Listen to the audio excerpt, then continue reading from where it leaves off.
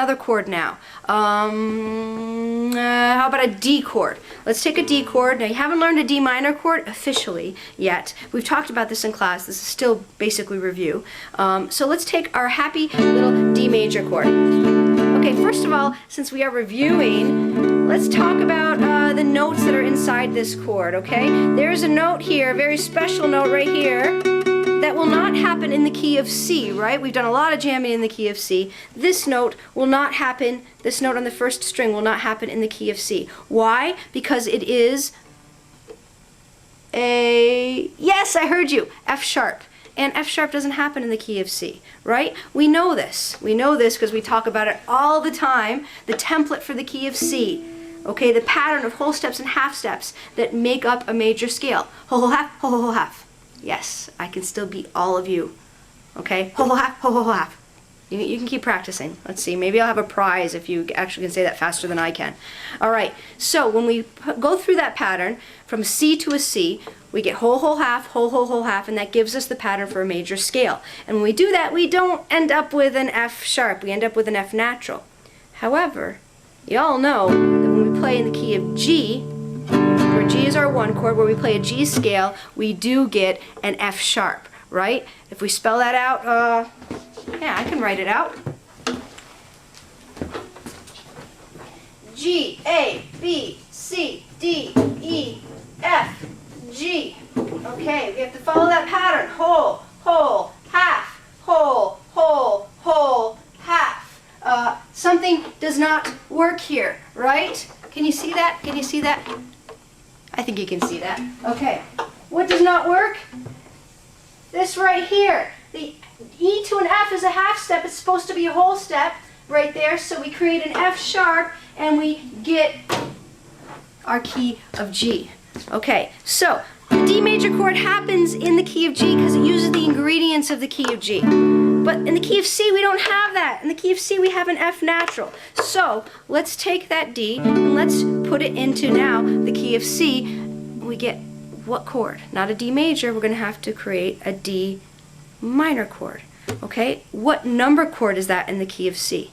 C, D, the 2 chord. The 2 chord is supposed to be minor, right? And so we're set. We've got a D minor chord. So, D major has an F sharp. Let's reduce that F sharp, that's the third of the chord, to an F natural, a regular F, and we get, voila, from the D, a D minor chord. Pretty cool, huh? Yeah. So, you can use this idea to change a lot of chords. You actually now know a ton of chords. You knew an A minor. Okay, we need to find the third of the A minor. A, B, C, D, E. So the third is some kind of C. Oh, there's the C right here. Here's a C. So I'm going to raise that up to a C sharp to get our A major. I can play the A major this way. I can play it this way. There are all kinds of ways I can play it. Doesn't matter as long as I'm playing all the right notes. Okay, A major chord. Now, what if we want to take a G major and change it to a G minor? Well, guess what? We're out of luck. Because in this position, it'd be really hard to reduce all those thirds. What's the third in a G major chord? G, A, B. Okay? We've got a B here, and we've got a B here. We've got a B in the 5th string, and we've also got a B in the 2nd string. And to reduce that B, well, that's already an open string. We'd have to go to a B here, and then reduce that.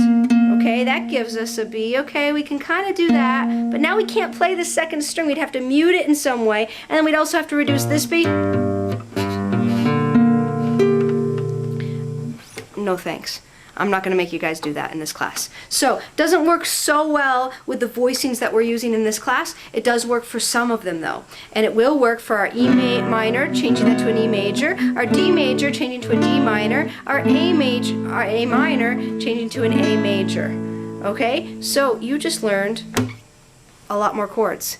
And yes, we did review this in class, but now you've got an extra review and you have no excuse for not getting this, the anatomy of the chord. You will be required in your midterm to spell out chords. When I say spell out chords, I mean tell me the ingredients of the chords. If I say, what are the ingredients of an A major chord, I want you to be able to say that that is an A, C sharp, E. You need to know that that C needs to be sharp.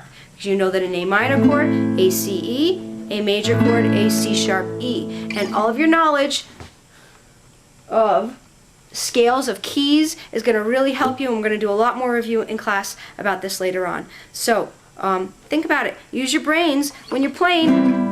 Isn't just working out with the hands. Okay, it's also using your brains, really understanding how this works, and that's going to make you a much better songwriter for your final songwriting project. Okay, that's it for this video, and maybe we'll do a jamming video next. Bye.